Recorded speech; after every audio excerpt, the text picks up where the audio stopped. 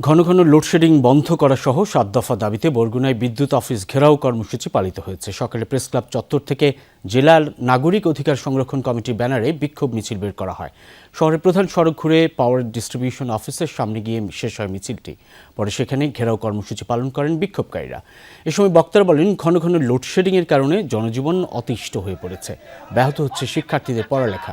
মৎস্য অবতরণ কেন্দ্র পাথরঘাটা ঘাটে বরফ উৎপাদন ব্যাহত হয় বিপাকে জেলেরা। 7 দিনের মধ্যে বিদ্যুৎ সমস্যার সমাধান না হলে অফিসে তালা ঝুলিয়ে দেওয়ার হুঁশিয়ারিও দেন তারা। পরে প্রধানমন্ত্রী বরাবর স্মারকলিপি দেন বিক্ষোভকারীরা। আগামী 7 দিন আমরা দেখব। 7 দিন পরে আমরা বৃহত্তর কর্মসূচি দেব। দরকার হয় আমরা অফিসগুলোতে তালা মেরে বন্ধ করে দেব। তারপরেও আমরা বরগুনার দাবি আমরা আদায় করে ছাড়বো। বরগুনা জেলাতে যতটুকু বিদ্যুৎ প্রয়োজন সেই বিদ্যুৎ এখানে দিয়ে তারপর তারা অন্যত্র বিদ্যুৎ নিয়ে যাক।